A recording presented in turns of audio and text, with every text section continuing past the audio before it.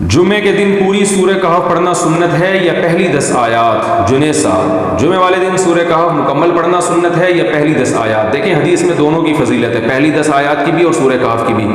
تو یہ ایک پیکج ہوتا ہے، آپ سمجھ لیں کہ اصل تو یہ ہے کہ پوری سورہ کہف پڑھے، پوری نہیں پڑھ سکتے تو چلیں ایک اللہ نے ایک اور پیکج ہمیں دیا ہے کہ پہلی 10 آیتیں پڑھ لیں۔ اس کی مثال ایسے ہے جیسے حدیث میں جو تسبیح کا حکم ہے 33 دفعہ سبحان اللہ، 33 دفعہ الحمدللہ، 34 دفعہ اللہ اکبر، یہ ہر نماز کے بعد ہے۔ لیکن حدیث میں 10 دفعہ بھی ہے کہ 10 دفعہ سبحان اللہ، 10 دفعہ الحمدللہ، 10 دفعہ اللہ اکبر۔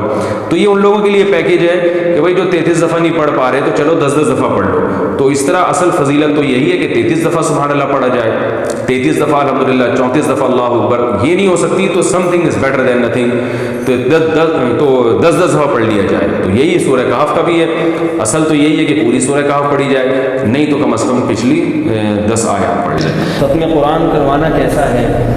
قرآن خوانی کی 2 قسمیں ہیں۔ ایک قرآن خوانی وہ ہوتی ہے جو دکان مکان میں برکت کے لیے ہوتی ہے، نیا گھر بنایا آپ نے تو آپ چاہتے ہیں برکت کے لیے اس میں قرآن خوانی ہو جائے۔ یہ یہ ثواب کے لیے نہیں ہوتی بلکہ کس کے لیے ہوتی ہے؟ برکت کے لیے۔ تو برکت کے لیے جو کام کیا جاتا ہے نا اس کو رقیہ کہتے ہیں۔ رقیہ جیسے کسی بیمار کے لیے آپ کوئی چیز وظیفہ پڑھ کے پھونکتے ہیں اس پہ یا ویسے ہی پڑھتے ہیں، تو رقیہ جو ہے نا یہ عبادت نہیں ہے، یہ دوا ہے، اور دوا کے لیے قرآن و سنت سے ثبوت ہونا ضروری نہیں ہے۔ تو اگر کوئی دکان یا مکان میں برکت کے لیے قرآن خوانی کرواتا ہے تو چونکہ یہ رقیہ ہے اس لیے جائز ہے، اگرچہ نبی کے دور میں یہ نہیں تھا، بشرطے کہ اس کو سنت نہ سمجھا جائے۔ اور اگر کوئی میت کے مرنے کے بعد ایصال ثواب کے لیے قرآن خوانی کرواتا ہے تو یہ رقیہ نہیں ہے بلکہ عبادت ہے نا، اس کے لیے ثبوت چاہیے اوپر سے، اور وہ ثبوت ہمارے پاس نہیں ہے قرآن و سنت سے، صحابہ سے۔ کبھی نہیں دیکھا کہ حضرت ابو بکر کا انتقال ہوا تو آپ نے دیکھا کہ حضرت عمر نے قرآن خوانی کروائی ہو۔ اس میں یہ ہے کہ جو جہاں ہے جیسے ہے اپنی طرف سے جو بھی میت کو پڑھ کے ثواب پہنچا دے یا صدقہ کر دے، اس کے لیے اجتماع کرنا، لوگوں کو بلانا، یہ عمل بدعت ہے۔ میت کے گھر کھانا کھانا کیسے؟ دیکھو میت کے گھر اگر آپ میت کو دفنانے گئے، بہت دور سے آئے ہیں آپ اور آپ دفنا کے واپس آئے تو کھانے کا ٹائم ہو گیا، تھکے ہوئے ہیں، تو اہل خانہ نے یا پڑوسیوں نے کھانے کا انتظام کر لیا، یہ سال ثواب کے لیے نہیں بلکہ یہ سوچ کے کہ مہمان دور دور سے آئے ہوئے ہیں تو کھا سکتے ہیں آپ۔ پڑوسیوں کو چاہیے اپنے اپنے گھروں میں جا کے کھائیں، جو دور سے مہمان آتے ہیں ان کو چاہیے کہ وہ کھا لیں، اور لوگ میت والے تو نہیں کرتے، اور کرنا چاہیے، اڑوس پڑوس والوں کو ان مہمانوں کے لیے کھانے کا انتظام کرنا چاہیے جو دور سے آئے ہیں، کیونکہ بہت تھکاوٹ ہو جاتی ہے۔ ایک مولوی صاحب نے مجھے بتایا کہ میں کہتا تھا کہ میت کا ہر قسم کا کھانا حرام ہے، کسی کو نہیں کھانا جائز ہے۔ کہتے ہیں وہ مولوی صاحب مجھے واقعہ سن رہے ہیں، کہہ رہے ہیں ہمارے ایک رشتہ دار کا انتقال ہو گیا، وہ لانڈی میں انتقال ہوا، کہہ رہے ہیں میں ادھر سے چل کے گیا دوپہر کا وقت تھا، بھوک سے حالت خراب، وہاں گیا میں نے وہ دفنایا بھی، وہ رشتہ دار تھے، کندھا بھی دیا، دفنا کے یہاں تو پیٹ کمر سے لگا ہوا ہے۔ اب میں نے کہا میں کھانا کھاؤں گا، گھر جا کے 2 گھنٹے پھر لگیں گے۔ تو کہہ رہے انہوں نے کھانا منگوایا، میں نے ادھر ادھر دیکھا کوئی دیکھ تو نہیں رہا، ٹھیک ہے، میں نے کہا کھا لو جلدی سے کیونکہ بھائی بہت مجبوری ہے۔ کہہ رہے اس کے بعد جو ہے نا میں نے فتویٰ چینج کر دیا۔ تو میں نے ان سے کہا، میں نے کہا تبھی جو آدمی لوگوں میں گھلتا ملتا ہے نا، بیٹھتا ہے، ضرورتوں کو سمجھتا ہے۔ امام محمد رحمہ اللہ تعالیٰ جو امام حنیفہ کے شاگرد تھے، وہ باقاعدہ بازار میں جا کے تاجروں کی تجارت دیکھتے تھے۔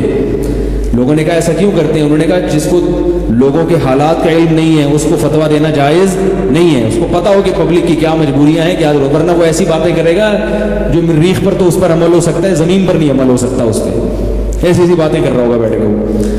تو جو لوگ دور دور سے آئے ہیں وہ بیچارے مجبور ہیں، ان کو کھلا سکتے ہیں، باقی لوگوں کو چاہیے اپنے اپنے گھروں میں جا کے کھائیں۔ قرآن پڑھنے کا مکروہ وقت کون سا ہے؟ جس طرح نماز کے لیے حکم ہے کہ مکروہ وقت میں نماز نہ پڑھی جائے، تو کیا قرآن کے لیے بھی کوئی مکروہ وقت ہے جس میں قرآن پڑھنا منع ہے؟ قرآن کی تلاوت کا کوئی مکروہ وقت نہیں ہے، البتہ کچھ حالتیں ایسی ہیں جن میں قرآن کی تلاوت جائز نہیں، جیسے آپ حالت جنابت میں اگر ہیں، غسل فرض ہے آپ کے اوپر، تو آپ زبانی بھی قرآن نہیں پڑھ سکتے۔ حیض کی حالت میں عورت زبانی بھی قرآن نہیں پڑھ سکتی، اور بے وضو اگر آپ ہیں تو قرآن پڑھ سکتے ہیں زبانی، لیکن قرآن کو ہاتھ نہیں لگا سکتے۔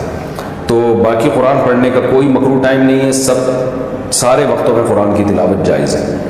حدیث میں آتا ہے لا تقرأ الحائض ولا الجنوب شيئا من القرآن، حائضہ عورت اور جنوبی قرآن نہ پڑھے۔ اگرچہ یہ حدیث ضعیف ہے مگر صحابہ اور تابعین کے فتاوی سے اس کی تائید ہوتی ہے۔ حدیث جو ہے نا اسماعیل ابن عیاش کی وجہ سے، سند کی وجہ سے ضعیف ہے، اور اس کے جتنے طرق ہیں حدیث کے سب ضعیف ہیں۔ لیکن جنبی کے بارے میں جو حالت جنابت میں ہو اس کے بارے میں تقریباً پوری امت کا اجماع ہے کہ صحابہ کے تابعین کے فتاوی ہیں کہ وہ قرآن کی تلاوت نہیں کر سکتا۔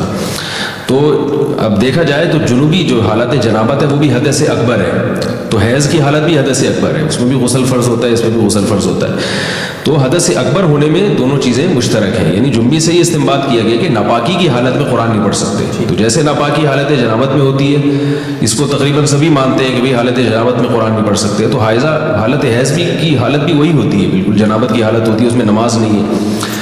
تو اس لیے راجح قول جو دلیل کے لحاظ سے قوی ہے وہ یہی قول ہے کہ حائضہ عورت نہ تو قرآن کو ہاتھ لگا سکتی ہے کیونکہ اس کے لیے بھی طہارت ضروری ہے، اور نہ قرآن کی تلاوت کر سکتی ہے۔ البتہ حفظ کی نیت سے یا قرآن بھول جانے کی ڈر سے دستانے پہن کے تو ہاتھ نہیں لگائے، کیونکہ جو دستانے جب آپ نے پہن لیے تو آپ کے جسم کا حصہ بن گئے۔ تو ایسی چادر جو جسم سے جدا ہو، یعنی کوئی چادر ہے اس سے آپ قرآن کو پکڑ سکتے ہیں اور آیتیں توڑ توڑ کے پڑھ بھی سکتے ہیں، جیسے ایک لفظ اس کا پڑھ لیا، کیونکہ جب تک وہ پوری لڑی نہیں بنتی، وہ قرآن نہیں بنتا، تو ایک آیت یعنی ایک لفظ توڑ توڑ کے اگر کوئی پڑھنا چاہے تو یہ جائز ہے۔